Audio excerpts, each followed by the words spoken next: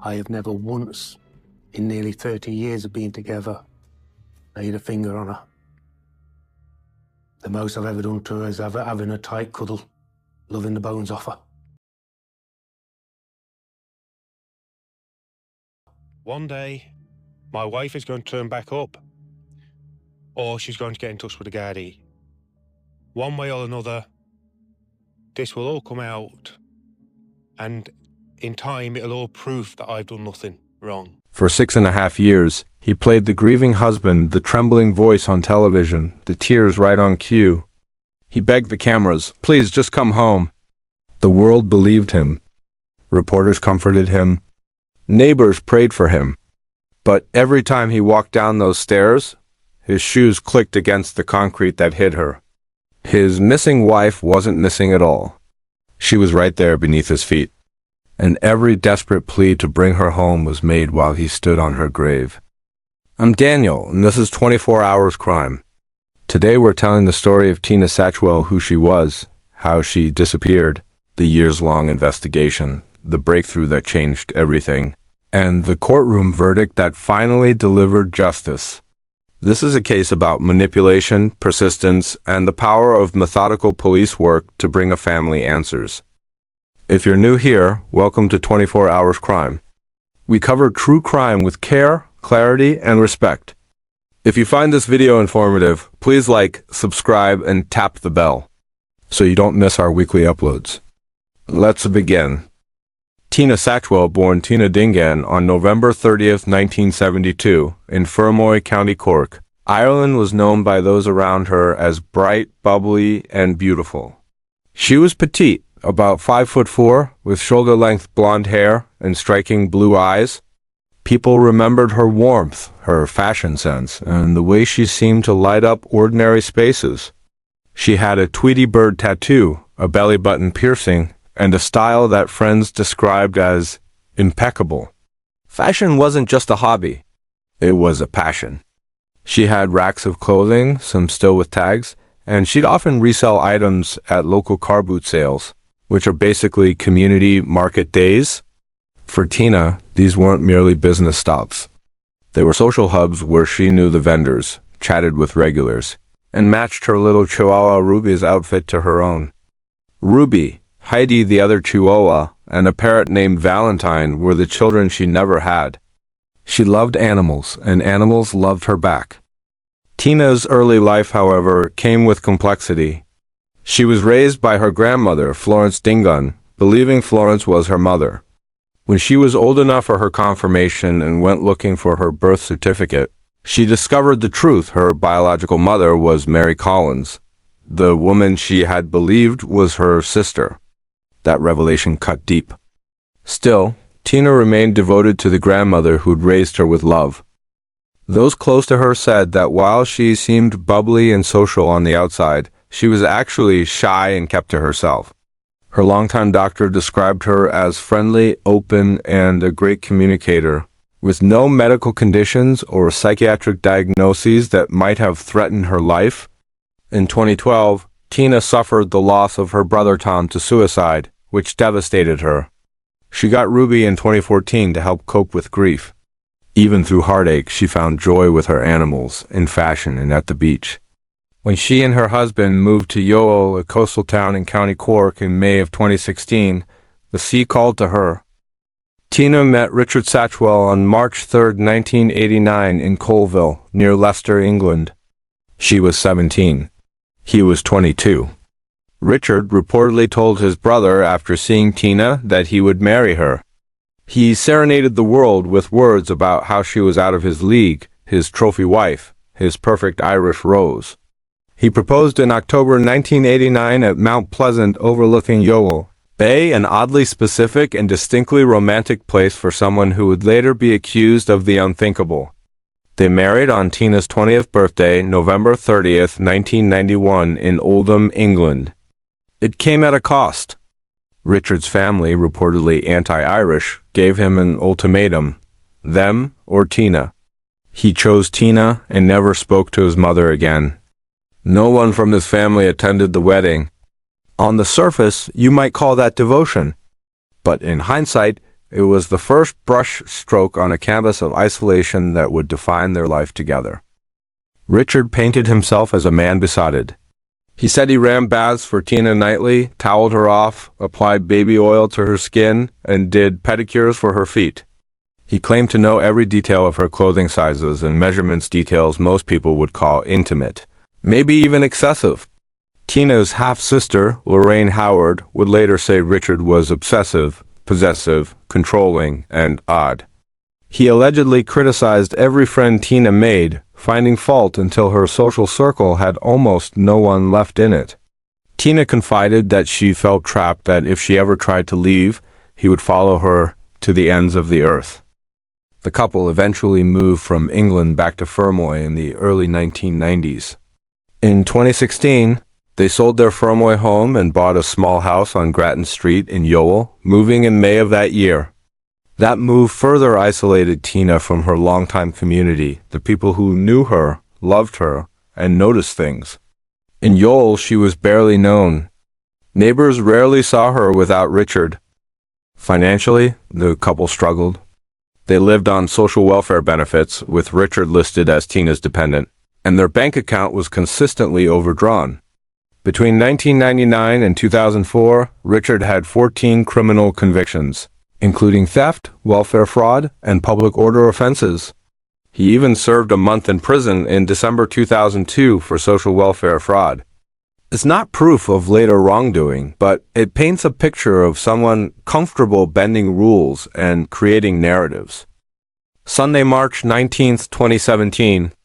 Tina and Richard went to a car boot sale in Carrotwell, about 35 kilometers from their Youghal home. Tina was in good spirits. She bought a black jacket, a dress, and an expensive perfume, little treasures, simple joys. A friend joked that she might find another man at these events, to which Tina replied firmly, "I have one man only." Those would be the last words anyone outside her home would remember her saying. 4 days passed. On Friday, March 24th, Richard went interestingly not to his local Youghal station, but to Fermoy Garda station, about 43 kilometers away, to report that Tina had left home on Monday. He told Gardaí he waited to report it because he assumed she needed time to get her head straight and had gone to stay with family. He said that on Monday morning, March 20th, he made Tina breakfast tea, toast, fruit with yogurt. He claimed she asked him to go to Aldi in Dungarvan to buy fish and parrot food. He said he left around 10 or 10:30 a.m. and returned around noon to find Tina gone with 2 suitcases and 26,000 euros in cash. He said they kept in a box in the attic. Initially, this wasn't treated as a formal missing person case. It started as a general inquiry about someone who had left home by choice. It wasn't until May 11th, nearly 2 months later, that Richard filed a formal missing person report with photos for media appeals. Most spouses of missing people keep talking to police, of course, and many appear in the media. Richard did more than that. Between June 2017 and March 2018, he gave at least 14 recorded interviews. He appeared on primetime TV, national radio, and local news. The moment that stood out to the public came on July 25, 2017, when he looked into the camera and pleaded, "Tina, come home. Nobody's mad at you. The pets are missing you. I just can't go on not knowing." It looked like the desperate plea of a devoted husband, but cracks formed.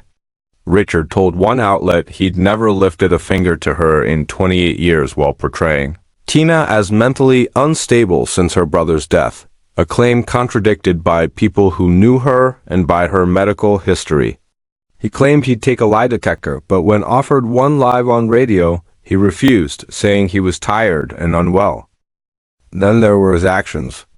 On March 30th, just 10 days after Tina supposedly walked out, Richard texted Tina's cousin offering their big chest freezer. The next day, he listed it online as free to take. By late April and early May, he was selling Tina's belongings at car boot sales, the same kind of events she had loved. Friends asked about her. He had answers. Elaborate ones. She was in England with a severe infection from dry rot at the house. Or she was very sick, had lost a dramatic amount of weight. had a respiratory illness and couldn't attend car boot sales anymore. And yet the black jacket and dress she bought on that last Sunday were still hanging unworn over a door in their living room. On June 7, 2017, less than 3 months after Tina's disappearance, Gardaí executed a formal search of the house on Grattan Street. A sergeant had already formed the opinion that something criminal could have occurred, and they obtained a warrant based on the possibility that Tina had been injured or incapacitated. The search ran about 12 hours. Photos documented the interior new, unpainted steps, fresh plasterboard on the side of the stairs, and a new red brick wall under the stairwell. A forensic scientist tested for blood using luminol. Nothing glowed, no traces in the living room, on the stairs, or in Richard's car. Without blood or obvious violence indicators, officers collected some items, Richard's laptop and mobile devices among them, and left. They didn't break up the concrete floor. They didn't bring a cadaver dog. The house itself was reportedly in bad shape, dirty, with unwashed dishes, dog mess on floors and furniture, and a neglected bird cage. But without a smoking gun, the case moved on. The search widened. In August 2017, teams searched Youghal Harbour and nearby Scrubland. In March 2018, a major operation combed Mitchell's Wood and Castle Martyr. Over 60 trained personnel, army engineers, and cadaver dogs, 2 full weeks, and Knopfley Zone nothing. Over the years, Gardaí pursued more than 400 lines of inquiry. There were 60 to 65 reported sightings of Tina in Ireland and abroad. All checked. All negative. Over 170 witness statements. 100 hours of CCTV footage. The case seemed gridlocked. Then, in August 2021, a change. Superintendent Anne-Marie Toomey, taking the role of senior investigating officer for the first time, assembled a fresh team with Detective Garda Dave Kelleher as incident room coordinator. They approached the case with a cold case mindset, re-examine every statement, rewatch the CCTV, revisit the digital evidence, things that, surprisingly, had not been fully reviewed before. The laptop seized back in 2017 had sat unexamined. When investigators finally analyzed it in late 2021, they found a chilling search from March 24, 2017, the very day Richard reported Tina missing. Someone searched quicklime, then watched a video about quicklime and water reaction twice.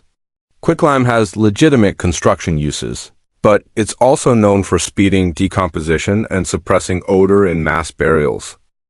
In early 2022, mobile phone data added another critical piece. CCTV from Youghal Post Office showed Richard collecting social welfare at 11:10 a.m. on March 20th, the day he said he was off in Dungarvan shopping. Phone location data confirmed he went home immediately after and stayed there roughly from 11:10 to 12:50 p.m. That's a 100-minute block of time where, according to his original story, he wasn't supposed to be home. The timeline began to collapse. Investigators also recovered that text offering the chest freezer and gathered email and phone records that undercut his claims. By February 2022, Superintendent Toomey concluded Tina was not alive and had died by unlawful means. But they still had no body. In September 2022, Gardaí brought in Dr. Nia McCulloch, a forensic archaeologist specializing in concealed human remains. Her September 2023 report pointed to red flags in the house, photos from 2017, the new red brick wall under the stairs, the fresh plasterboard, the newish stairs. She explained that domestic homicide offenders often craft false narratives and file misleading missing person reports. Female victims are statistically disposed closer to home, often within a kilometer. Dr. McCulloch recommended an invasive search of the house using ground-penetrating radar and cadaver dogs. Acting on that recommendation, Gardaí returned to Grattan Street on October 10, 2023, with building contractors, excavators, forensic specialists, and a cadaver dog named Fern. Fern alerted near the stairs. A forensic expert noticed the amateurish brickwork and the odd look of the area. Investigators pulled back old linoleum and saw a rectangular patch of newer, different-colored concrete. On October 11th, at around 9 p.m., they broke through with jackhammers. At about 64 centimeters down, they hit black plastic sheeting. Work stopped. That had to be done carefully. The next morning, a human hand was uncovered. By late morning on October 12th, the assistant state pathologist had arrived. Richard Satchwell was rearrested at a bus stop in Youghal and that evening charged with murder. The remains were taken to Cork University Hospital. On October 13th, dental records confirmed what investigators feared the body was Tina Satchwell. The Tweety Bird tattoo on her chest was still visible.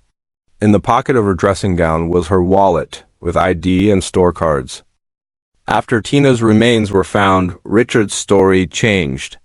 He claimed he had come inside to find Tina at the bottom of the stairs scraping plasterboard with a chisel. According to him, she attacked him with the chisel. He fell backward. She ended up on top of him. And in what he called an act of self-defense, he grabbed the belt of her dressing gown and held it at her neck until she went limp.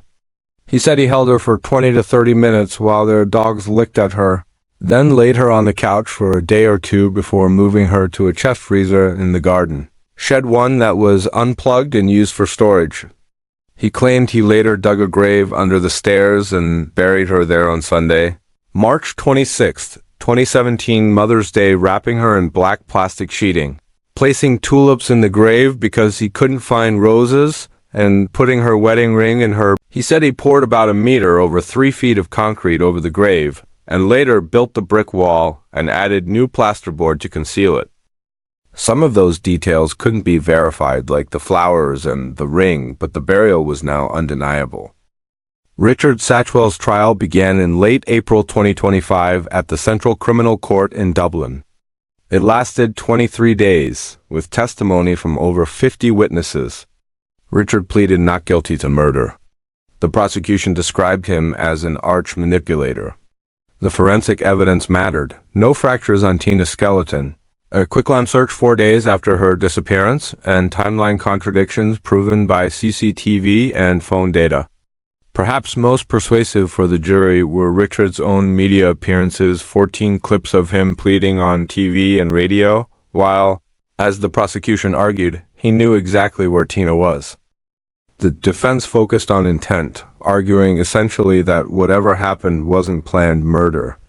Richard exercised his right not to testify. On Tuesday, May 27, 2025, the jury began deliberations. After a total of 9 hours and 28 minutes over 3 days, they returned with their verdict guilty of murder, unanimous. The judge imposed the mandatory sentence, life imprisonment. Outside court, Tina's family paid tribute to her, remembering a kind, loving, gentle soul who adored her animals and whose smile was contagious. They had justice. Not closure, because nothing brings back the person you lost, but justice. In October 2023, when Tina's remains were found, more than 200 people gathered in Youghal for a vigil. Many brought their dogs to honor Tina's love for animals. Half of her ashes were buried with her brother Tom, the other half with her beloved grandmother Florence. Family and friends asked the public to remember Tina as she truly was kind, gentle, deeply loved, with a passion for fashion, animals, and the sea. This case ultimately came down to persistence. When Superintendent Toomey took over in August 2021, the team did the hard, unglamorous work: reread every statement, rewatch every frame, reopen every file, and finally analyze the digital devices. They followed data. They pressed on when early searches yielded nothing. And they looked again at a stairwell that many believed was already cleared. There are lessons here, some for investigators, others for all of us. 1. Persistence pays off. Large investigations can look exhaustive on paper: 400 lines of inquiry, 170 statements, 100 hours of CCTV. But if foundational work, like a full digital review, doesn't happen, critical evidence can sit untouched. The cold case team did what any good reviewer does: assume nothing was done perfectly and test every assumption. 2. False narratives are common in domestic homicides. Experts note that perpetrators often file missing person reports and craft stories that frame the victim as unstable or responsible for their own disappearance. When real data like phone location and CCTV pulls those stories apart, it can be devastating in court. 3. Close to home is not a cliché. Statistics show female victims of domestic homicide are often disposed of near home.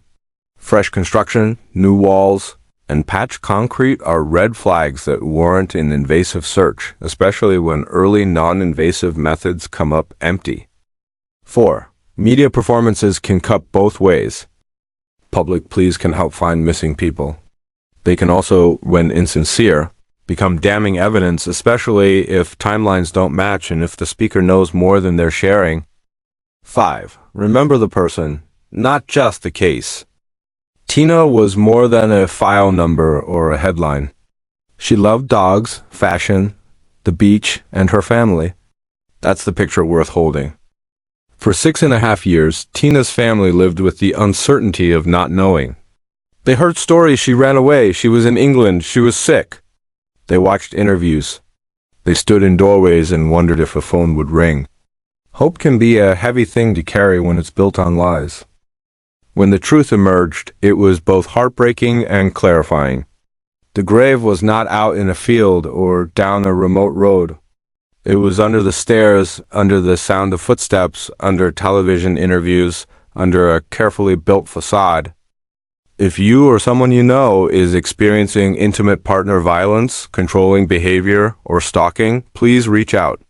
In the United States, the National Domestic Violence Hotline is available 24/7 at 1-800-799-SAFE 7233 or thehotline.org for chat and resources.